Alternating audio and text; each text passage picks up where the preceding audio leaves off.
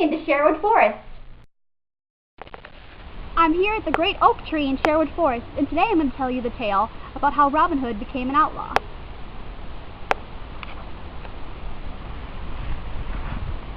In merry England in the time of old, when good King Henry II ruled the land, there lived within the green glades of Sherwood Forest, near Nottingham town, a famous outlaw whose name was Robin Hood. No archer ever lived that could speed a grey goose shaft with such skill and cunning as his, nor were there ever such yeomen as the 70 merry men that roamed with him throughout the greenwood shades.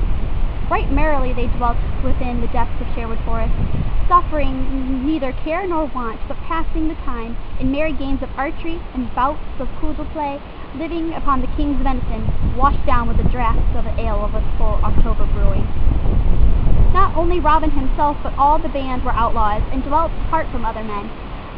Yet they were beloved by the country people round about, for no one ever came to jolly Robin for help in time of need, and went away again with an empty fist. And now I will tell you how it came about that Robin Hood fell afoul of the law. When Robin was a youth of 18, and bold of heart, the Sheriff of Nottingham proclaimed a shooting match, and offered a prize of a butt of ale for whoever could shoot the best shaft in Nottinghamshire. Now, quoth Robin, will I go too, for fain I would draw a string for the bright eyes of my lass and a butt of good old October brewing. So up he got and took his good stout yew bow and a score more of broad cloth-yard arrows, and started off from Locksley Town to Sherwood Forest in Nottingham. It was at the dawn of day, in the merry May time, when the hedgerows were green and the flowers bedecked the meadows.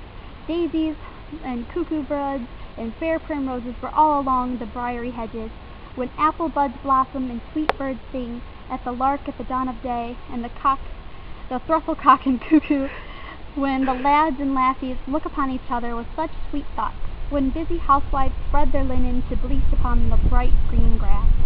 Sweet was the greenwood as he walked along its path, and bright the green and rustling leaves, amid which the little birds sang with might and main, and blissfully Robin whistled as he trudged along, thinking of Maid Marian and her bright eyes, for such times a youth's thoughts were wont to turn pleasantly upon the lass that he loved the best.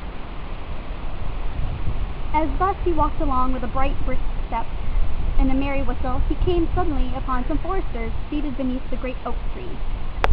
15 there were in all, making themselves merry and feasting and drinking as they sat around a huge pasty, to which each man helped himself, thrusting his hands into the pie, and washing down that which they ate with the great horns of ale, which they drew all foaming from a barrel that stood nigh.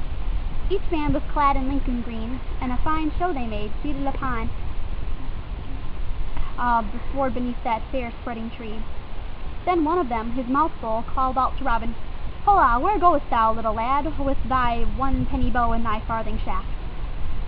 Then Robin grew angry. No stripling likes to be taunted with his green years. "Now," quoth he, "my bow and also mine arrows are as good as thine, and moreover I go to the shooting match at Nottingham town, which same has been proclaimed by our good Sheriff of Nottinghamshire. There I will shoot with other stout yeomen for a grand prize that is offered of a fine butt of ale." Then one who held the horn of ale in his hand said, "Ho, listen to the lad. Why, boy, thou pratest of standing up to good stout men of Nottingham targets, thou who art scarce able to draw 1 string of a 2-stone bow." "I hold the best of you 20 marks, quoth bold Robin, "that I hit the cloth target at 60 rods, by the good help of our Lady fair." At this all laughed aloud, and one said, "Well boasted, thou fair infant, well boasted. Well thou knowest that no target is nigh to make good thy wager."